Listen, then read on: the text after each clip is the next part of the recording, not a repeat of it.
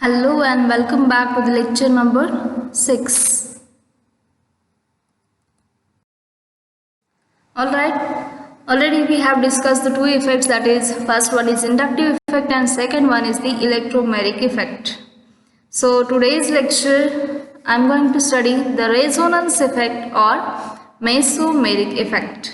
पुढचा इफेक्ट आपण स्टडी करणार आहोत ज्याला आपण रेझोनन्स पण म्हणतो किंवा मेसोमेरिक असे दोन्ही वर्ड्स आहेत. सेम वे जसं की इंडक्टिव्हमध्ये असतं प्लस आय मायनस आय, इलेक्ट्रोमेरिकमध्ये असतं प्लस ई मायनस ई, तसंच रेझोनन्समध्ये आणि मेसोमेरिक जो आहे त्याच्यामध्ये सुद्धा प्लस आर मायनस आर किंवा प्लस एम मायनस एम अशा दोन्ही टर्म्स आपण यूज करू शकतो.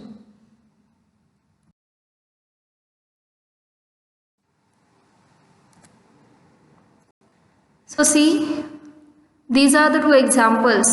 दोन एक्झाम्पल्स आपल्याकडे आहेत. फर्स्ट आहे 1 ब्युटीन, 4 कार्बन असलेला कंपाऊंड आहे आणि डबल बॉन्ड आहे. सो अल्कीन आहे, ऑब्वियसली ब्युटीन आहे.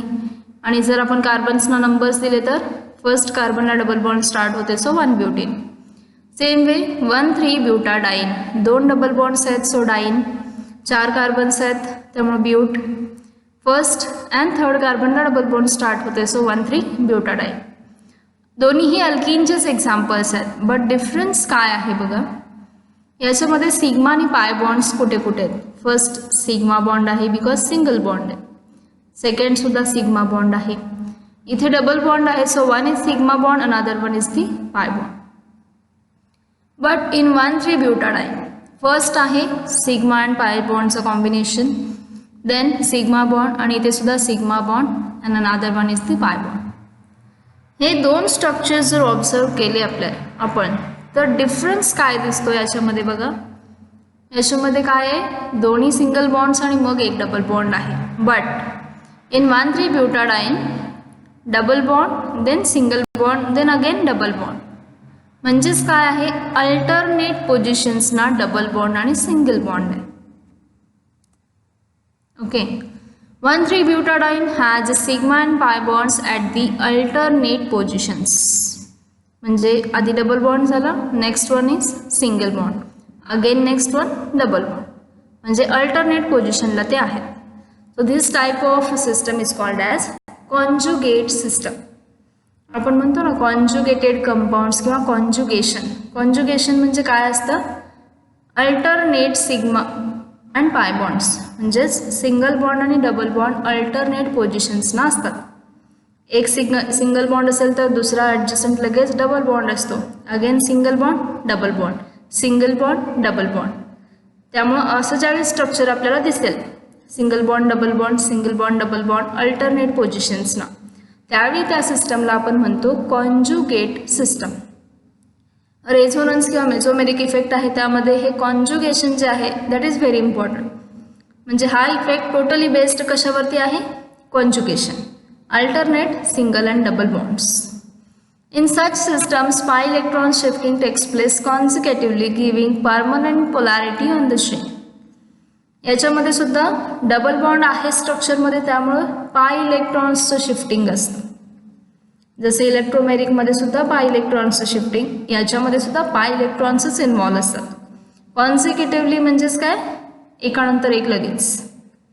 Giving permanent polarity. As I said, resonance effect is also the permanent effect. त्यामुळे जी काय पोलॅरिटी येणार आहे प्लस मायनस, तो इफेक्ट कशा असेल, परमनंट असेल. This type of pi electron shift in the conjugate systems is called as mesomeric effect और resonance effect और कॉन्जुगेट इफेक्ट. तिन्हीमधला कोणताही वर्ड आपण यूज करू शकतो, मेसोमेरिक, आयदर रेझोनन्स और कॉन्जुगेट. सो लक्षात येते का बघा, कॉन्जुगेशन म्हणजेच काय, अशी अरेंजमेंट पाहिजे आपल्याला. एक डबल बॉन्ड, परत एक सिंगल बॉन्ड, पुन्हा डबल बॉन्ड, पुन्हा सिंगल बॉन्ड, म्हणजे अल्टरनेट सिस्टम. आता शिफ्टिंग जे काय होतं, रेझोनन्स होतो, त्याच्यामध्ये पाय बॉन्ड्स किंवा पाय इलेक्ट्रॉन्स शिफ्ट होतात. म्हणजे ॲक्च्युली काय होतं, सी दिस 1,3 ब्युटाडाईन, हेच एक्झाम्पल आपण कंटिन्यू करतोय. फर्स्ट या डबल बॉन्डमधले जे काही पाय इलेक्ट्रॉन्स आहेत ते आपण कार्बनवरती शिफ्ट केले. कार्बनवरती शिफ्ट केल्यानंतर जे काही स्ट्रक्चर तयार होईल ते कसं असेल, CH2 हा first as it is, then double bond CH, double bond CH as it is, CH CH2. इथे या स्ट्रक्चरमध्ये हा जो काही पार्ट आहे इथेच तेवढा आपल्याला चेंज दिसणार आहे. तर तो चेंज काय असेल? ओके, इथे बघा CH डबल बॉन्ड CH2, पण इथे आपल्याला काय दिसतंय? CH single bond CH2. हे कशामुळे दिसतंय? तर हा जो काही ॲरो आपण दाखवला आहे त्या ॲरोमुळे काय होतं? इलेक्ट्रॉन्स कार्बनवरती शिफ्ट झाले, त्यामुळं निगेटिव्ह चार्ज हा डेव्हलप झाला. आणि हा जो काही आहे कार्बन, या कार्बनवरती पॉझिटिव्ह चार्ज डेव्हलप झाला. लक्षात येते का? बघा, फर्स्ट या बॉन्डमधले जे काही पाय इलेक्ट्रॉन्स आहेत ते आपण काय केले? शिफ्ट केले या कार्बनवरती, त्यामुळे या कार्बनवर आला निगेटिव्ह चार्ज. आणि जो काय बॅक साईड हा कार्बन होता त्याच्यावरती आला पॉझिटिव्ह चार्ज, बिकॉज तो इलेक्ट्रॉन डेफिशियंट झाला. नेक्स्ट, आता या पुढची प्रोसेस काय करणार आपण? सेम वे पुढचा बॉन्ड शिफ्ट करायचा आहे. हा डबल बॉन्ड आहे परत, त्यामुळे काय करायचं आहे? या डबल बॉन्डचे इलेक्ट्रॉन्स आपण इथे शिफ्ट करणार या सिंगल बॉन्डकडे. इथे आपण बॉन्डला शिफ्ट का नाही केलं? बिकॉज या कार्बनच्या पुढे दुसरा कुठला ॲटम, कार्बन ॲटम अटॅच नाही, त्यामुळे डिरेक्टली डबल बॉन्डमधले जे काही पाय इलेक्ट्रॉन्स आहेत ते कार्बनवरती शिफ्ट झाले. बट या डबल बॉन्ड नंतर इथे आपल्याला एक सिंगल बॉन्ड अवेलेबल आहे. सो आपण काय करतोय? हे जे काही पाय इलेक्ट्रॉन्स आहेत ते सिंगल बॉन्डवरती शिफ्ट करतो. सिंगल बॉन्डवरती शिफ्ट केल्यानंतर मग आता पुढे काय चेंजेस होतात बघा. हा CH2 ॲज इट इज राहील. ऑफकोर्स पाय इलेक्ट्रॉन्स आपण या डायरेक्शनमध्ये शिफ्ट केले, त्यामुळे याच्यावरती डेफिशियन्सी झाली. सो याच्यावरती येईल पॉझिटिव्ह चार्ज. या CH2ला आपण चेंज केले का? काहीच नाही, बिकॉज आता चेंज कुठे होईल? फक्त यामध्ये. हा ॲज इट इज राहणार CH2 निगेटिव्ह. इथं डेफिशियन्सी झाल्यामुळे पॉझिटिव्ह चार्ज आला याच्यावरती. मग आता जे काही चेंजेस होतील ते एवढ्या पार्टमध्ये आपल्याला दिसतील. तर ते काय दिसेल? ऑब्वियसली डबल बॉन्डमधले पाय इलेक्ट्रॉन आपण शिफ्ट केले म्हणजे एक बॉन्ड निघून गेला. सो हा बॉन्ड झाला सिंगल बॉन्ड. नेक्स्ट, हा बॉन्ड आपण इकडे शिफ्ट केला म्हणजे जो ऑलरेडी सिंगल बॉन्ड होता तो आता झाला डबल बॉन्ड. आणि हा डबल बॉन्ड झाल्यामुळे कार्बनची जी काय व्हॅलन्सी आहे ते कम्प्लीट होती आता इथं. ओके, इथं डेफिशियन्सी होती पण इलेक्ट्रॉन्स आले, त्यामुळं हा पॉझिटिव्ह चार्ज निघून जातो, रिमूव्ह होतो. लक्षात येते का? बघा, सिम्पल आहे. फक्त थोडंसं लक्ष दिलं तर पटकन तुम्हाला समजेल की ॲक्च्युली काय होतं. फर्स्ट आपण डबल बॉन्डचे इलेक्ट्रॉन शिफ्ट करतोय कार्बनवरती, त्यामुळे कार्बनवर निगेटिव्ह चार्ज आणि त्याच्या बॅकसाईडच्या कार्बनवर पॉझिटिव्ह चार्ज.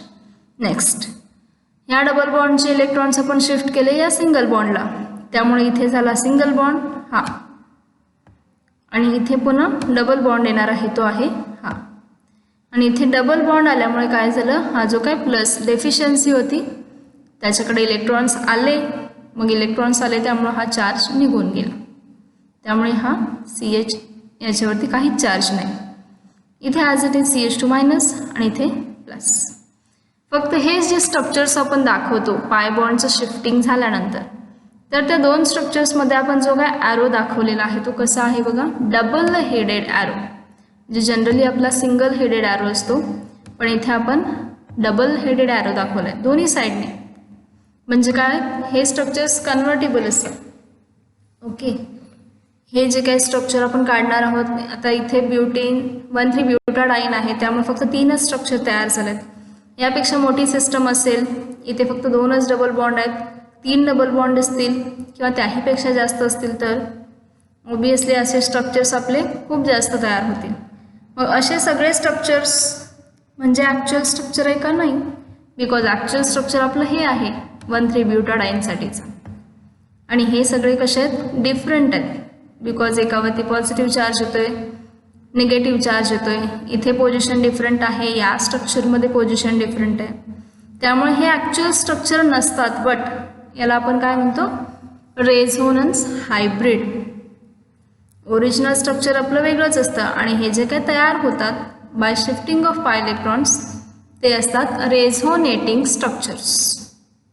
म्हणजे त्यांच्या प्रॉपर्टीज सेमच असतात, सेम प्रॉपर्टीज ते एक्सप्लेन करतील, दाखवतील, बट जे काय ॲक्च्युअल स्ट्रक्चर आहे ते म्हणजे हे स्ट्रक्चर नव्हे. हे काय आहे तर हायब्रिड फॉर्म्स आहेत किंवा रेझोनेटिंग फॉर्म्स. आणि जे काही स्ट्रक्चर आपण दाखवतो रेझोनेटिंग स्ट्रक्चर्स, नेहमी आपण त्या दोन स्ट्रक्चर्समध्ये डबल हेडेड ॲरो दाखवत असतो. या पहिल्या दोन स्ट्रक्चरमध्ये आणि नेक्स्ट या दोन स्ट्रक्चरमध्ये. जितके स्ट्रक्चर्स आपण त्याचे काढणार तितक्या वेळा डबल हेडेड ॲरो जो काय आहे तो आपण रिप्रेझेंट करणार.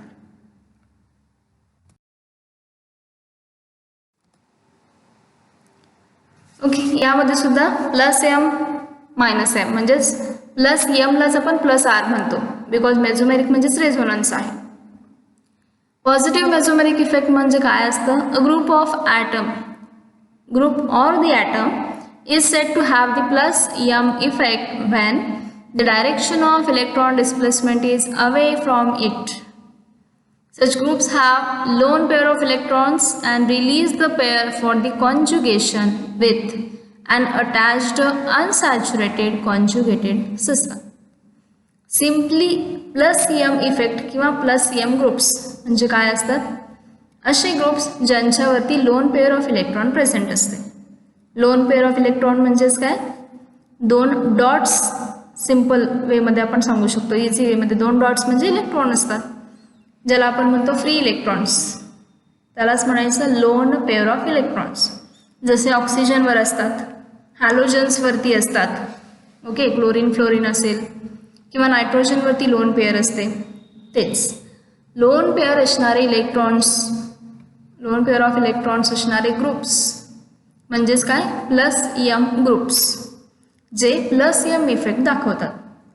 आणि जी काय डायरेक्शन आहे इलेक्ट्रॉन डिस्प्लेसमेंटची ती कशी असते? अवे फ्रॉम इट, म्हणजे त्या ग्रुप्सपासून पुढे. त्या ग्रुप्सपासून पुढे का असते? बिकॉज फ्री इलेक्ट्रॉन्स अवेलेबल आहेत, त्यामुळे ते फ्री इलेक्ट्रॉन्स डोनेट करू शकतात, देऊ शकतात दुसऱ्याला इझिली. आणि दुसऱ्याला देऊ शकतात म्हणजेच जे काय आपण ॲरो दाखवणार आहोत ते कुठे दाखवणार? लोन पेअरपासून पुढे जो काय ॲटम प्रेझेंट असेल त्याच्यावरती. त्यामुळे direction is away from it. आणि पुढे मग कॉन्जुगेशन, जसं आता आपण दाखवलं, शिफ्ट करायचं आहे, फक्त डबल बॉन्ड शिफ्ट करायचे, प्लस मायनस चार्जेस येतील. So these are some examples of plus M effect. म्हणजे सिम्पली आता हा काय? OH हायड्रॉक्सी ग्रुप ऑक्सिजनवर. इथे दोन लोन पेअर्स आहेत बघा, इथे एक पेअर आहे, इथे एक आहे. इथे OR आहे, दोन लोन पेअर्स आहेत. नायट्रोजन NH2 अमाइन आहे, नायट्रोजनवरती इथे एक लोन पेअर आहे. सल्फर इथे सुद्धा लोन पेअर्स आहेत, X. याच्यावरती तीन तीन लोन पेअर्स प्रेझेंट आहेत. तर असे ग्रुप्स ज्याच्यावरती लोन पेअर ऑफ इलेक्ट्रॉन्स असतात म्हणजे फ्री इलेक्ट्रॉन्स, त्या ग्रुप्सना आपण म्हणतो प्लस एम ग्रुप्स, जे प्लस एम इफेक्ट दाखवतात. ओके, आपण एक्झाम्पल थ्रू बघूयात की ॲक्च्युअल जे काही इलेक्ट्रॉनचं डिस्प्लेसमेंट आहे ती कशी असते. See this example. याच्यामध्ये NH2 ग्रुप आहे ज्याच्यावरती नायट्रोजनमध्ये lone pair of electrons present आहेत. त्यामुळे डायरेक्शन कशी दाखवली आहे? जशी आपण इथे सांगितली, electron displacement is away from it. Away from it आहे की नाही? आहे. नायट्रोजनवरचे लोन पेअर आपण पुढे शिफ्ट करतोय, त्यामुळे इकडून अवे म्हणजे डिस्टन्सवरती आपण ते दाखवणार. आणि कॉन्जुगेशनमध्ये ते इन्व्हॉल्व आहेत, म्हणजेच काय होतं? हे इलेक्ट्रॉन्स आपण या सिंगल बॉन्डला दिले, मग पुढे काय होईल? डबल बॉन्डमधले इलेक्ट्रॉन शिफ्ट होतील, या डबल बॉन्डमधले इलेक्ट्रॉन शिफ्ट. इलेक्ट्रॉन शिफ्टिंग का होतात? बिकॉज नायट्रोजनवरचे इलेक्ट्रॉन आपण या बॉन्डला दिले, तर ऑब्वियसली इथे एक्स्ट्रा इलेक्ट्रॉन्स आले, म्हणजे हे स्ट्रक्चर इथे अनस्टेबल व्हायला लागतं. म्हणजे एक्स्ट्रा झालं ना, त्याच्याकडे जास्त झालं, मग ते जास्त झाल्यानंतर त्याला स्टेबल होण्यासाठी ते पुढे इलेक्ट्रॉन जे काय आहेत पुढच्या ॲटमला द्यावे लागतील किंवा पुढच्या बॉन्डला द्यावे लागतील. त्यामुळे काय करतो? हा डबल बॉन्ड याचे इलेक्ट्रॉन्स पुढच्या बॉन्डला देतो. मग इथली पुन्हा इलेक्ट्रॉन्सची जी काय काउंट आहे ते वाढतात, डेन्सिटी वाढते. पुन्हा इथला जो काही कार्बन असेल किंवा इथले ॲटम्स अनस्टेबल व्हायला लागतात, त्यामुळे या डबल बॉन्डमधले इलेक्ट्रॉन्स ते पुढे शिफ्ट करतात. ओके, म्हणजे सपोज एक्स्ट्रा एनर्जी, एखाद्याकडे एक्स्ट्रा एनर्जी आहे आणि तो पुढे सप्लाय करतोय, त्याने त्याची थोडीशी एनर्जी आपल्याला दिली, आपल्याकडे एनर्जी जास्त होईल, मग आपल्याला स्टेबल व्हायचं आहे. स्टेबल कधी होतो आपण, जेव्हा एनर्जी कमी असते आपली. एनर्जी जास्त म्हणजे आपण अनस्टेबल असतो. मग ती एनर्जी आपण काय करणार, पुढच्याला सप्लाय करणार. पुढच्याकडे एनर्जी जास्त झाली, मग त्याला स्टेबल व्हायचं आहे, त्यामुळे तो एक्स्ट्रा एनर्जी आहे ती दुसऱ्याला देऊन टाकणार. तसंच सेम वे इथं सुद्धा काय होतं, हे इलेक्ट्रॉन्स ट्रान्सफर झाल्यामुळे इथले इलेक्ट्रॉन्स इन्क्रीज होतात. अनस्टेबल झाल्यामुळे हे पाय इलेक्ट्रॉन्स पुढे शिफ्ट होतात, पुन्हा हे पाय इलेक्ट्रॉन्स पुढे शिफ्ट होतात. आणि फायनली जे स्ट्रक्चर आपल्याला मिळेल ते काय असेल, असं. हे पाय इलेक्ट्रॉन्स या कार्बनवर आलेत, सो निगेटिव्ह चार्ज. आणि हे इलेक्ट्रॉन्स दिले म्हणजे याच्याकडे डेफिशियन्सी झाली, त्यामुळे नायट्रोजनवरती प्लस चार्ज.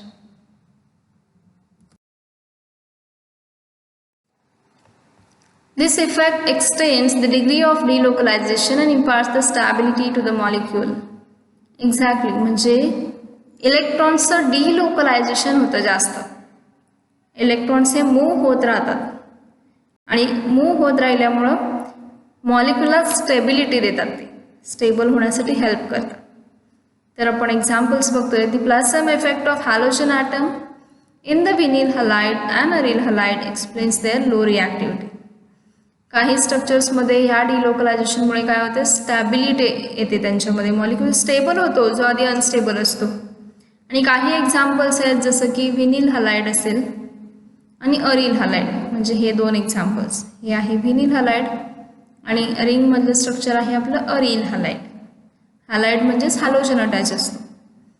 तर लो रिॲक्टिव्हिटी यांची का असते, तर त्यासाठीचं रिझन आहे plus M effect of this halogen. Halogen जे आहेत, क्लोरीन असेल, फ्लोरीन असेल, ब्रोमीन, आयोडीन, त्यांचा प्लस यम इफेक्ट आहे. वाय? बिकॉज ते काय करतात, लोन पेअर शिफ्ट करणार आहेत. त्यांच्यावरती हॅलोजन्सवरती लोन पेअर्स अवेलेबल असतात. इथे सिम्पली आपण बघू शकतो व्हिनिल हॅलाइड्सचे जे एक्झाम्पल आहे, डबल बॉन्ड आणि लोन पेअर हे कॉन्ज्युगेशनमध्ये आहेत. कॉन्ज्युगेशनला आपण क्रायटेरिया सांगितला होता की डबल बॉन्ड आणि सिंगल बॉन्ड हे अल्टरनेट पोझिशनला पाहिजेत. But double bond single bond सोडून जर तिथे लोन पेअर असेल तर, किंवा तिथे पॉझिटिव्ह चार्ज असू शकतो, निगेटिव्ह चार्जसुद्धा असू शकतो. त्यामुळे यातली कोणतीही कंडिशन असेल, double bond single bond alternate असू शकतात, किंवा डबल बॉन्ड आणि निगेटिव्ह चार्ज कॉन्ज्युगेशनमध्ये असू शकतात, डबल बॉन्ड आणि पॉझिटिव्ह चार्ज कॉन्ज्युगेशनमध्ये असू शकतात, इवन फ्री रॅडिकल आणि डबल बॉन्ड हे सुद्धा कॉन्ज्युगेशनमध्ये असू शकतं. मग इथे लोन पेअर आहे, सो लोन पेअर आपण शिफ्ट करणार आहोत. इथे ऑब्वियसली पुढच्या पाय बॉन्डमधले पाय इलेक्ट्रॉन्स कार्बनवरती शिफ्ट होतील. So it get negatively charged, chlorine positive होईल. आणि ते सिंगल बॉन्डला इलेक्ट्रॉन दिल्यामुळे हा बॉन्ड डबल बॉन्ड होईल आणि इकडचा single bond. In the same way aryl halide, benzene रिंगला क्लोरीन अटॅच आहे, क्लोरोबेन्झीन इज द एक्झाम्पल. रिंगमध्ये शिफ्टिंग होताना कसं होतं बघा. फर्स्ट हे जे काही इलेक्ट्रॉन्स आहेत आपण सिंगल बॉन्डला देतो, जो की हा बॉन्ड आहे. देन पुढचे जे काही पाय इलेक्ट्रॉन्स आहेत ते आपण या कार्बनला द्यायचे. सी, हे जे काही रेझोनेटिंग स्ट्रक्चर्स आपण ड्रॉ करतोय बेन्झीन रिंगसाठीचे, खूप जास्त इम्पॉर्टंट आहे. एकदा लक्षात आलं की तुम्ही कुठल्याही कंपाऊंडसाठी हे स्ट्रक्चर ड्रॉ करू शकता इझिली. फक्त काय करायचं आहे आपल्याला, डबल बॉन्डमध्ये इलेक्ट्रॉन शिफ्ट करत जायचं. फर्स्ट काय केलं आपण, हे इलेक्ट्रॉन्स शिफ्ट केले सिंगल बॉन्डला. देन या पाय इलेक्ट्रॉनमधले इलेक्ट्रॉन शिफ्ट केले या कार्बनवरती. मग पुढचं जे काही मिळणारं स्ट्रक्चर आहे ते काय असेल, हे दोन lone pair as it is. He lone pair आपण शिफ्ट केली म्हणजेच क्लोरीनकडे आता डेफिशियन्सी आहे, त्यामुळे पॉझिटिव्ह चार्ज. इलेक्ट्रॉन्स आपण डबल बॉन्डला दिले, सिंगल बॉन्डला दिले. इथे ऑलरेडी एक सिंगल बॉन्ड होता तो आहे, पण आपण अजून दोन इलेक्ट्रॉन्स दिले त्यामुळं अजून एक बॉन्ड म्हणजे डबल बॉन्ड झाला. नेक्स्ट, या बेन्झीन रिंगमध्ये टोटल 3 बॉन्ड्स आहेत. आपण या 2 बॉन्ड्समध्ये काहीच केलेलं नाही, सो ते ॲज इट इज राहतील. आणि हा जो बॉन्ड आहे आपण काय केले, पाय इलेक्ट्रॉन्स या कार्बनला दिले, ॲडजसंट कार्बन जो आहे तो. त्यामुळे काय झालं, इथला बॉन्ड निघून गेला आणि इथे निगेटिव्ह चार्ज. निगेटिव्ह चार्ज म्हणजेच 2 इलेक्ट्रॉन्स. नेक्स्ट, आता हा जो वरचा पार्ट आहे तो सेम राहणार आहे प्रत्येक स्ट्रक्चरमध्ये. फक्त आपण आता इकडे शिफ्टिंग करणार आहोत इन द फॉरवर्ड डायरेक्शन. पुढच्या स्ट्रक्चरमध्ये सिम्पली काय करायचं आहे, हे जे काही इलेक्ट्रॉन्स आहेत म्हणजे निगेटिव्ह चार्ज आपण इथे देणार आणि परत यातले पाय इलेक्ट्रॉन्स कार्बनला देणार. म्हणजे हा निगेटिव्ह चार्ज इथे आल्यानंतर काय होईल बघा, इथे डबल बॉन्डचं फॉर्मेशन झालं. ओके, डबल बॉन्ड फॉर्म होईल इथे. हे जे आपण दाखवलंय निगेटिव्ह चार्ज म्हणजेच तो इथे काय करतो, डबल बॉन्ड क्रिएट करतो. आणि हा जो काही बॉन्ड आहे तो आपण कार्बनवरती शिफ्ट करतोय म्हणजे इथे निगेटिव्ह चार्ज. त्यामुळे काय होतं, जसं जसं आपण पुढे पाय इलेक्ट्रॉन शिफ्ट करतो, पाय इलेक्ट्रॉन शिफ्ट केल्यामुळे निगेटिव्ह चार्ज येतो. निगेटिव्ह चार्ज आपण पुढे शिफ्ट केला की बॉन्ड तयार होतो. इथे काय केलं आपण, हा निगेटिव्ह चार्ज शिफ्ट केला, इथे डबल बॉन्ड क्रिएट झाला आणि इथले पाय इलेक्ट्रॉन्स आपण शिफ्ट केले त्यामुळे इथे निगेटिव्ह चार्ज. सेम वे पुढच्या स्ट्रक्चरसाठी काय होणार आहे, हा निगेटिव्ह चार्ज आपण शिफ्ट केला की इथे बॉन्ड तयार होईल आणि इथला बॉन्ड निघून जाणार आहे आणि कार्बनवरती निगेटिव्ह चार्ज. म्हणजे ह्या तिन्हीमध्ये सेमच प्रोसेस होते, फक्त शिफ्ट करायचे आहेत इलेक्ट्रॉन्सना पुढे रिंगमध्ये शिफ्टिंग करायचं आहे आपल्याला. देन आता इथे जे काही लास्ट स्ट्रक्चर आपलं तयार होईल त्यासाठी बघा, निगेटिव्ह चार्ज इथे प्रेझेंट आहे तो आपण दिला या बॉन्डला आणि जो काय इथे पाय इलेक्ट्रॉन्स प्रेझेंट आहेत या डबल बॉन्डमधले ते आपण काय करणार आहोत, पुन्हा क्लोरीनलाच द्यायचे आहेत शेवटी. बिकॉज सायकल कंप्लीट करायची आहे ना आपल्याला. आपण स्टार्ट क्लोरीनपासूनच केले, क्लोरीनने इलेक्ट्रॉन दिलेत आणि मग आपण ते रिंगमधून मूव्ह करतोय. त्यामुळे ॲट दी एंड आपण एक्स्ट्रा इलेक्ट्रॉन्स परत क्लोरीनलाच देणार आहोत. सो हा निगेटिव्ह चार्ज शिफ्ट झाल्यानंतर इथे आला आपला डबल बॉन्ड हा, आणि या डबल बॉन्डचे इलेक्ट्रॉन क्लोरीनवर गेले म्हणजेच क्लोरीनवर as it is 3 lone pairs. इथे 2 होत्या, हा प्लस चार्ज गेला बिकॉज इलेक्ट्रॉन्स आपण दिले क्लोरीनला, ते हे 2 इलेक्ट्रॉन्स आणि निगेटिव्ह चार्ज इथे आल्यामुळे डबल बॉन्ड. त्यामुळे स्ट्रक्चर ॲज इट इजच मिळतं जसं की आपलं फर्स्ट होतं, फक्त बॉन्डची पोझिशन डिफरंट आहे. बॉन्डची पोझिशन डिफरंट आहे बिकॉज इलेक्ट्रॉन्स डिलोकलाइज होतात. डिलोकलाइज म्हणजेच काय, इलेक्ट्रॉन्स हे बेन्झीन रिंगमधून मूव्ह होत असतात. त्यामुळे बेन्झीन रिंगचं स्ट्रक्चर मी आधी पण सांगितलं होतं की जे काही 2-2 स्ट्रक्चर आपण दाखवतो हे स्ट्रक्चर जरी असेल, इथे बॉन्डची पोझिशन बघू शकता वेगवेगळी आहे आणि हे स्ट्रक्चर दोन्हीमध्ये डबल बॉन्डची पोझिशन जी आहे ती डिफरंट आहे, तरीसुद्धा हे दोन्ही स्ट्रक्चर करेक्टच आहेत.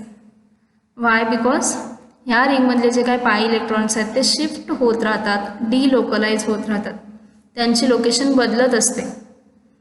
त्यामुळे डबल बॉन्ड अल्टरनेट आपण कुठेही दाखवू शकतो बेन्झीन रिंगमध्ये. नेक्स्ट NH2 अमिनो बेन्झीन रिंगला NH2 ग्रुप अटॅच आहे, नायट्रोजनवरती लोन पेअर आहे. सेम जसं आपण क्लोरीनमध्ये शिफ्टिंग केलं होतं इथे सुद्धा करायचं आहे. लोन पेअर शिफ्ट होतील, पाय इलेक्ट्रॉन्स पुढे शिफ्ट होतील. इथे पॉझिटिव्ह चार्ज आला, इथे निगेटिव्ह आला. निगेटिव्ह चार्ज आपण शिफ्ट केला, पाय इलेक्ट्रॉन शिफ्ट केले म्हणजे इथे झाला डबल बॉन्ड, इथे आला negative charge. Again negative charge shift केला, पाय इलेक्ट्रॉन शिफ्ट केले म्हणजे इथे येईल डबल बॉन्ड, इथे येईल निगेटिव्ह चार्ज आणि लास्टला आपण डबल बॉन्डमधले इलेक्ट्रॉन परत नायट्रोजनला देणार आहोत. त्यामुळे नायट्रोजनवरचा प्लस चार्ज रिमूव्ह होईल ॲज इट इज NH2 आणि बेन्झीन रिंग, फक्त बॉन्डची पोझिशन डिफरंट आहे. सो प्लस M इफेक्टमध्ये काय होतं, लोन पेअर ऑफ इलेक्ट्रॉन्स असते कंपाऊंड्सवरती आणि ते लोन पेअर काय करतात, डोनेट करतात, देतात. त्यामुळे लोन पेअर असेल तर प्लस M ग्रुप इझिली आपण फाइंड आउट करू शकतो. प्लस M इफेक्ट कोण दाखवतो, -M. जिथे जिथे आपल्याला लोन पेअर दिसणार आहे ते कंपाऊंड्स प्लस M मध्ये येतील आणि जिथे नाही तिथे ते -M मध्ये येतील. एक्सेप्शन फक्त काय आहेत तर हॅलोजन्स हे एक्सेप्शन आहे. जसं प्लस M होतं तसं -M. If electron with drawing groups generally with the multiple bonds are attached to the conjugated system, then the pi electron displacement takes place towards such groups but away from the conjugate system. This is said to have minus m effect. Simply lone pair of electron असणारे plus M groups electron donate करतात, electron donating, आणि negative minus M म्हणजेच काय, electron withdraw करतात म्हणजे स्वतःकडे घेतात. मग स्वतःकडे घेतात म्हणजेच ते जास्त इलेक्ट्रोनिगेटिव्ह असणार आहेत. त्यामुळे इलेक्ट्रॉन विथड्रॉईंग ग्रुप जर अटॅच असतील तर तिथे मायनस एम इफेक्ट असतो. इथे आहे अल्डिहाइडचे example C double bond O H. Obviously CHO हा इलेक्ट्रॉन विथड्रॉईंग ग्रुप आहे. त्यामुळे ऑक्सिजन हा जो काय आहे carbon oxygen carbonyl group.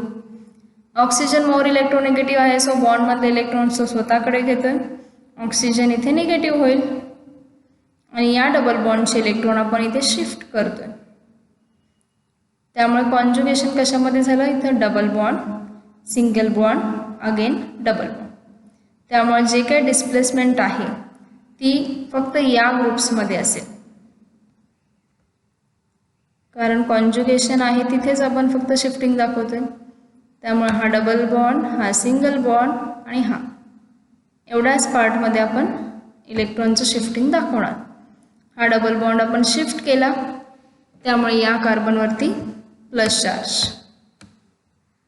Then हा जो सिंगल बॉन्ड आहे तो इथे डबल बॉन्ड होईल.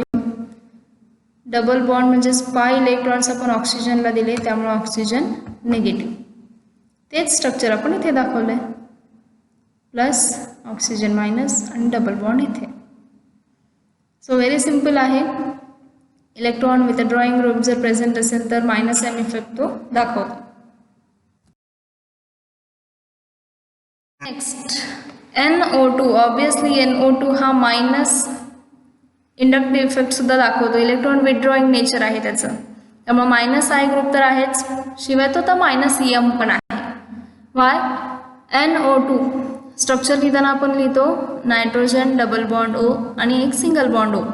एका ऑक्सिजनवरती दोन लोन पेअर असतात, नायट्रोजन पॉझिटिव्ह असतो, दुसरा ऑक्सिजन निगेटिव्ह असतो. सिम्पली याच्यामध्ये काय होतं, NO2 इलेक्ट्रॉन विथड्रॉ करून घेतो म्हणजे रिंगमधले इलेक्ट्रॉन्स तो स्वतःकडे घेतो. आपण आधी प्लस एममध्ये बघितलं इलेक्ट्रॉनचं शिफ्टिंग जे काय आहे ते कुठे होत होतं, रिंगमध्ये.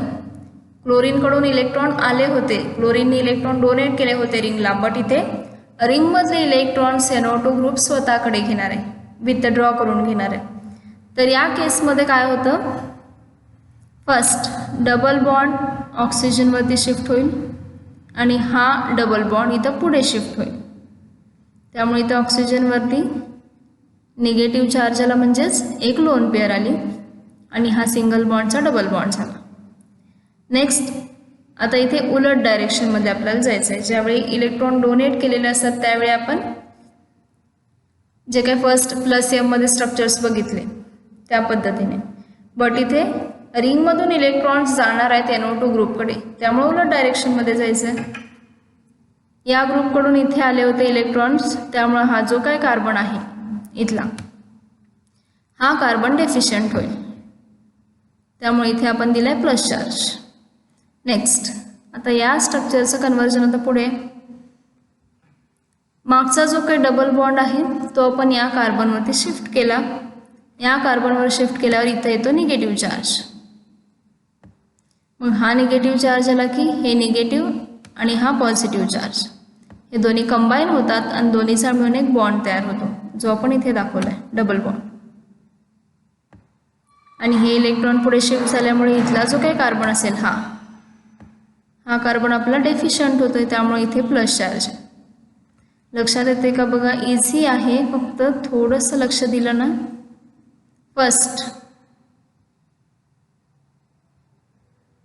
डबल बॉन्डचे इलेक्ट्रॉन ऑक्सिजनवर गेले, इथे आपण निगेटिव्ह चार्ज लिहिले आणि इलेक्ट्रॉन्स लिहिले. देन जो काही मागचा डबल बॉन्ड होता तो आपण शिफ्ट केला सिंगल बॉन्डला, त्यामुळे इथे इलेक्ट्रॉन्स वाढले म्हणजे एक बॉन्ड आणि इथला बॉन्ड निघून गेला. सो मागचा कार्बन आहे तो डेफिशियंट झाला, पॉझिटिव्ह.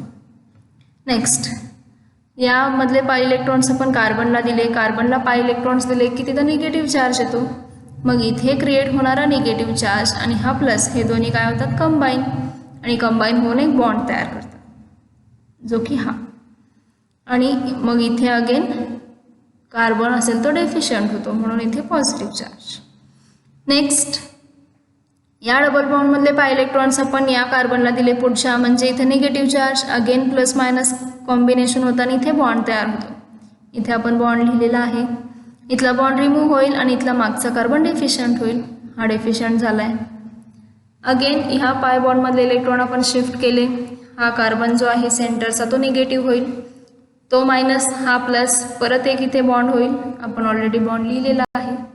आणि मग जे काय नायट्रोजनने किंवा नायट्रो ग्रुपने इथं आपण जे शिफ्टिंग केलं होतं ऑक्सिजनवर, शेवटी काय होतं ऑक्सिजनवरचे इलेक्ट्रॉन्स परत त्या बॉन्डमध्ये येतात. म्हणजे ही जी काही प्रोसेस आहे ती रिव्हर्स प्रोसेस करायची आपल्याला, फक्त इलेक्ट्रॉन्स शिफ्ट करायचे. मग हे जे काही पाय इलेक्ट्रॉन्स आहेत अगेन या बॉन्डमध्ये येतात आणि हा डबल बॉन्ड होतो. म्हणजे जसं आपलं फर्स्ट स्ट्रक्चर आहे सेम वे, फक्त बेन्झीन रिंगमधले बॉन्ड पोझिशन चेंज होतात.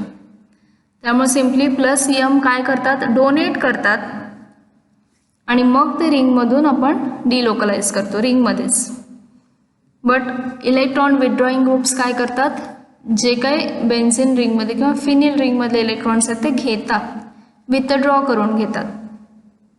त्यामुळे याच्यामध्ये प्लस चार्जेस क्रिएट होतात आणि प्लस एम जे आहेत डोनेटिंग करणारे ग्रुप्स असतील तर मायनस चार्ज क्रिएट होतो ॲट पर्टिक्युलर पोझिशन्स.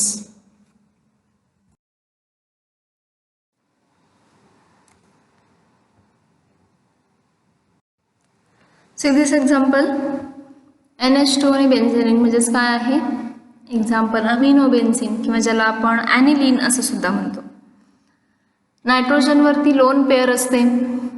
आपण आधीच स्ट्रक्चरमध्ये बघितलं होतं इलेक्ट्रॉन डोनेटिंग ग्रुप्स म्हणजे प्लस एम इफेक्टमध्ये आपण बघितलं याचं रेझोनेटिंग स्ट्रक्चर्स. नायट्रोजनवरची लोन पेअर काय होते, या रिंगमधून आपण डिलोकलाइज करतो, म्हणजे इलेक्ट्रॉन्स डोनेट करतो तो रिंगला, आणि त्यामुळे नायट्रोजन डेफिशियंट होतो, म्हणजेच इथे डेल्टा प्लस चार्ज आहे. आणि इलेक्ट्रॉन्स मूव्ह केल्यामुळे इथे ज्या काही पोझिशन्स दिसत आहेत ह्या अल्टरनेट पोझिशनला इथं निगेटिव्ह चार्ज येतो, क्रिएट होतो, डेल्टा मायनस. तर या ज्या काही पोझिशन्स आहेत, ही पोझिशन असेल किंवा इथे आहे आणि हे plus M effects activates the benzene nucleus for electrophilic substitution. म्हणजे सिम्पली हे रेझोनेटिंग स्ट्रक्चर्स का ड्रॉ करायचे असतात, म्हणजे डबल बॉन्ड अल्टरनेट आहे, सिंगल बॉन्ड अल्टरनेट पोझिशनला आहेत म्हणून आपण फक्त शिफ्टिंग करायचं का नाही, तर यामधून काहीतरी त्यामधून आउटपुट मिळायला पाहिजे आपल्याला. व्हाय हे शिफ्टिंग करायचं तर का करायचं, रेझोनेटिंग स्ट्रक्चर्स का इम्पॉर्टंट आहेत आपल्यासाठी, तर ज्या काही रिॲक्शन्स आपण बघणार आहोत सबस्टिट्यूशन किंवा म्हणजे इलेक्ट्रोफिलिक आणि न्यूक्लिओफिलिक रिॲक्शन जशा आहेत ॲडिशन तशाच सबस्टिट्यूशनच्या पण असतात बेन्झीन रिंगच्या.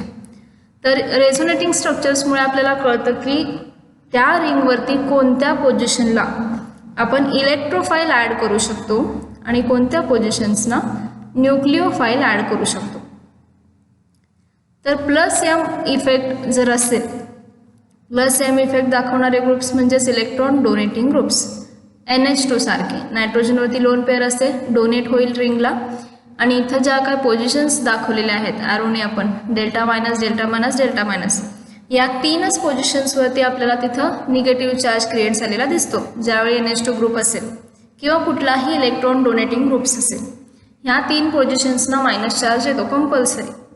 त्यामुळे प्लस एम इफेक्ट काय करतो, या तीन पोझिशन ॲक्टिवेट करतो. कशासाठी, फॉर इलेक्ट्रोफिलिक सबस्टिट्यूशन.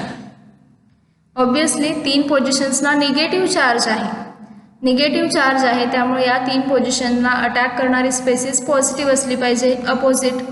आणि पॉझिटिव्ह म्हणजेच काय, इलेक्ट्रोफाईल, बिकॉज इलेक्ट्रोफाईल हे डेफिशियंट असतात E+. त्यामुळे इलेक्ट्रोफिलिक सबस्टिट्यूशन रिॲक्शन होऊ शकते अशा कंपाऊंड्समध्ये. कुठल्या कुठल्या पोझिशनला, 1, 2, 3. त्यालाच आपण काय म्हणतो, ऑर्थो पोझिशन आणि पॅरा पोझिशन. नॉमेनक्लेचर सिस्टममध्ये ऑलरेडी मी सांगितलं होतं ऑर्थो, मेटा आणि पॅरा अशा 3 पोझिशन असतात. ज्यावेळी एक सिंगल ग्रुप अटॅच असतो तेव्हा. ॲडजसंट असेल तर ऑर्थो पोझिशन म्हणतो आपण. म्हणजे NH2 ग्रुप हा या कार्बनवर आहे, त्याची ॲडजसंट पोझिशन म्हणजे ऑर्थो, इकडची ॲडजसंट पोझिशन ऑर्थो. देन नेक्स्ट असते ती मेटा पोझिशन, ही आणि ही, आणि एक्झॅक्ट अपोजिट असते ती पॅरा पोझिशन. त्यामुळं 2 ऑर्थो पोझिशन आणि 1 पॅरा पोझिशन. ऑर्थो आणि पॅरा पोझिशनला आपण इलेक्ट्रोफिलिक सबस्टिट्यूशन करू शकतो जेव्हा +M ग्रुप प्रेझेंट असतो तेव्हा, म्हणजे इलेक्ट्रॉन डोनेटिंग. आणि in the same way -M group असेल तर NO2 इलेक्ट्रॉन विथड्रॉइंग ग्रुप आहे. इलेक्ट्रॉन विथड्रॉइंग ग्रुप असेल तर काय होतं, याच 3 पोझिशनवरती प्लस चार्ज क्रिएट होतो. मग प्लस चार्ज क्रिएट झाला आहे म्हणजे अटॅकिंग स्पेसिस ही निगेटिव्ह असायला पाहिजे. निगेटिव्ह असली पाहिजे म्हणजेच -M effect deactivates benzene nucleus for electrophilic substitution. Obviously electrophilic substitution कुठे होतं, जेव्हा डोनेटिंग ग्रुप्स असतात. बट इथे डोनेटिंग आहे का, नाही. NO2 हा विथड्रॉ करणारा आहे, त्यामुळे प्लस इथे तयार झालेला आहे चार्ज. प्लस चार्ज तयार झालेला आहे, मग तिथे आपण प्लसचाच अटॅक करू शकतो का, नो. अपोजिट चार्जेस आपल्याला लागतात. सो निगेटिव्हचा अटॅक आपण करू शकतो. त्यामुळे डिॲक्टिवेट करतं बेन्झीन रिंगला फॉर इलेक्ट्रोफिलिक सबस्टिट्यूशन. इथे इलेक्ट्रोफाईल अटॅक नाही करू शकणार. मग कोण करू शकतं, न्यूक्लिओफाईल, ज्याच्याकडे निगेटिव्ह चार्ज आहे, जो इलेक्ट्रॉन रिच आहे. बिकॉज प्लस चार्ज म्हणजे ऑलरेडी या पोझिशन ज्या आहेत त्या डेफिशियंट आहेत. सो रिच असलेला स्पेसिस इझिली अटॅक करू शकतो, म्हणजेच न्यूक्लिओफिलिक सबस्टिट्यूशन. त्यामुळे व्हेरी इम्पॉर्टंट आहे. जर +M इफेक्ट असेल, +M ग्रुप्स असतील, इलेक्ट्रॉन डोनेटिंग ग्रुप्स असतील तर ऑर्थो आणि पॅरा पोझिशनवरती इलेक्ट्रोफिलिक सबस्टिट्यूशन असतं. SE म्हणजे इलेक्ट्रोफाईल, S म्हणजे सबस्टिट्यूशन, आणि -M असेल तर nucleophilic substitution. N for nucleophile, S for substitution. So this is the note. +M effect groups are ortho and para directing. Ortho आणि पॅरा पोझिशन ते activate करतात for the electrophilic substitution. आणि -M effect groups are meta directing. म्हणजे -M effect असेल तर काय होतं, ortho आणि पॅरा पोझिशनवरती न्यूक्लिओफिलिक सबस्टिट्यूशन, बट मेटा पोझिशनला निगेटिव्ह चार्ज येतो, त्यामुळे मेटावरती आपण इलेक्ट्रोफाईल अटॅच करू शकतो. त्यामुळे हे OP डायरेक्टिंग असतात, -M हा फक्त M डायरेक्टिंग असतो. यावरती क्वेश्चन येऊ शकतो. +M इफेक्ट हे कोणत्या पोझिशन ॲक्टिवेट करतात आणि कोणत्या रिॲक्शनसाठी. दोन्हीही सबस्टिट्यूशनच आहेत, फक्त डिफरन्स काय तर इलेक्ट्रोफाईल आणि न्यूक्लिओफाईलचा आहे. मायनस चार्ज असल्यामुळे इथं प्लसचा अटॅक होतो, त्यामुळं इलेक्ट्रोफाईल. इथे प्लस आहे, सो अटॅकिंग स्पेसिस ही अपोजिट असेल, मायनस असेल म्हणजेच न्यूक्लिओफाईल.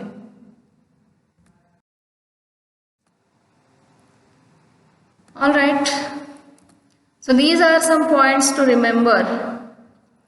ऑब्वियसली रेझोनन्स हा काय आहे, परमनंट इफेक्ट आहे, हे कन्फर्म लक्षात ठेवा. 3 इफेक्ट जे आहेत, resonance, inductive and hyperconjugation, these 3 are permanent effect. Only electromeric effect is a temporary effect. It is operated in unsaturated compounds, obviously because double bond, single bond हे आपल्याला conjugation मध्ये असावे लागतात, त्यामुळे अनसॅच्युरेशन असणार असेल. It involves the electrons of pi bonds or lone pair. म्हणजे आपण एकतर पाय इलेक्ट्रॉन शिफ्ट करतो किंवा लोन पेअर्स, त्यामुळे दोन्हीची इन्व्हॉल्वमेंट आहे. Electrons are completely transferred. बॉन्डमधले पाय इलेक्ट्रॉन्स आपण कम्प्लीट ट्रान्सफर करतो, हाफ शिफ्टिंग नसतं किंवा पार्शियल नसतं. It is distance independent. Inductive effect जो होता आपला डिस्टन्स डिपेंड होता. जितकं आपण त्या मायनस आहे म्हणजे इलेक्ट्रॉन डोनेटिंग किंवा विथड्रॉइंग ग्रुप्सपासून अवे जाणार तसा तो इफेक्ट डिक्रीज होत होता, निग्लिजिबल होत होता. बट इथे डिस्टन्सचं काहीच कोरिलेशन नाही आहे, त्यामुळे हा डिस्टन्स इंडिपेंडंट आहे. Electrons of negative charge or lone pair behaves as 2 pi electrons. Obviously एक निगेटिव्ह चार्ज म्हणजे 2 इलेक्ट्रॉन्स असतात, किंवा एका लोन पेअरमध्ये सुद्धा 2 पाय इलेक्ट्रॉन्स असतात. If any conjugative position has more than one pi bonds, then only one pi bond will take part in the conjugation. म्हणजे suppose example किंवा आपल्याला दिलेल्या कंपाऊंडमध्ये ट्रिपल बॉन्ड प्रेझेंट आहे, तर जे काय आपण शिफ्ट करतो त्यावेळी ट्रिपल बॉन्डमध्ये एक सिंगल बॉन्ड असतो आणि 2 पाय बॉन्ड्स असतात, पण 2 पाय बॉन्ड्समधला एकच पाय बॉन्ड कॉन्जुगेशनमध्ये पार्ट करू शकतो. दोन्हीपैकी एकच बॉन्ड आपण यूज करू शकतो कॉन्जुगेशनसाठी. सेम वे जर more than one loan pair of electrons असतील, म्हणजे ऑक्सिजनवर 2 लोन पेअर असतील, वरती पण आहे किंवा साईडला पण आहे, किंवा हॅलोजन असतील तर 3 लोन पेअर्स असतात. तर more than one lone pair असतील तर त्यामध्ये सुद्धा हाच रूल फॉलो होतो, एकच लोन पेअर आपण यूज करू शकतो. If any conjugative system has pi bond and lone pair of electrons, then only pi bond take part in the conjugation. Suppose दोन्हीचं कॉम्बिनेशन आहे, म्हणजे स्ट्रक्चरमध्ये आपल्या लोन पेअर पण आहे अवेलेबल आणि पाय बॉन्ड पण आहे, तर फक्त पाय बॉन्ड कॉन्जुगेशनमध्ये टेक पार्ट करेल, लोन पेअर नाही. And the inductive effect, resonance effect present together in the same compound.